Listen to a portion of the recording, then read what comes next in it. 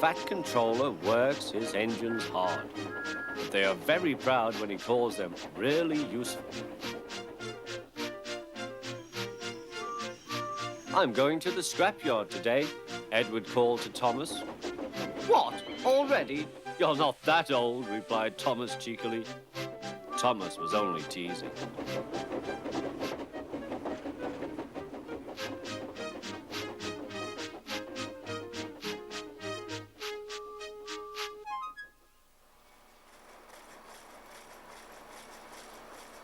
The scrapyard is full of rusty old cars and machinery. They are broken into pieces, loaded into trucks, and Edward pulls them to the steelworks where they are melted down and used again.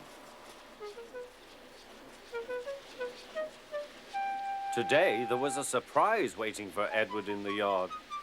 It was a traction engine. Hello, said Edward. You're not broken and rusty. What are you doing here? I'm Trevor. They're going to break me up next week. What a shame, said Edward. My driver says I only need some paint, polish and oil to be as good as new. But my master says I'm old-fashioned. Edward snorted. People say I'm old-fashioned, but I don't care. The fat controller says I'm a useful engine. What work did you do? My master would send us from farm to farm. We threshed corn, hauled logs and did lots of other work. The children loved to see us. Trevor shut his eyes, remembering. Oh, yes, I like children. Edward set off for the station. Broken up, what a shame. Broken up, what a shame. I must help Trevor, I must. He thought of all his friends who liked engines, but strangely none of them would have room for a traction engine at home. It's a shame, he hissed. Then, beep, beep.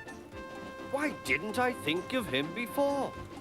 There, on the platform, was the very person. Hello, Edward. You look upset. What's the matter, Charlie? He asked the driver. There's a traction engine in the scrapyard, Vicar. He'll be broken up next week. Jem Cole says he never drove a better engine. Do save him, sir. He saws wood and gives children rides. We'll see, replied the vicar. Jem Cole came on Saturday. The Reverend's coming to see you, Trevor. Maybe he'll buy you. Do you think he will? Asked Trevor hopefully. He will when I've lit your fire and cleaned you up. The vicar and his two boys arrived that evening. Trevor hadn't felt so happy for months. He chuffered about the yard. Show your paces, Trevor, said the vicar.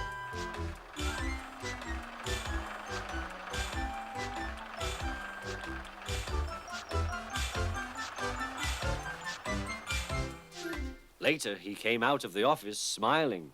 I've got him cheap, Jem, cheap. Do you hear that, Trevor? Cried Jem. The Reverend saved you and you live at the vicarage now.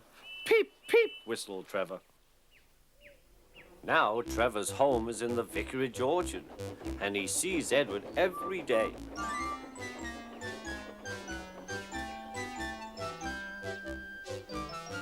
His paint is spotless and his brass shines like gold. Trevor likes his work, but his happiest day is the church fete. With a wooden seat bolted to his bunker, he chuffers round the orchard, giving rides to children. Long afterwards, you will see him shut his eyes, remembering. I like children, he whispers happily.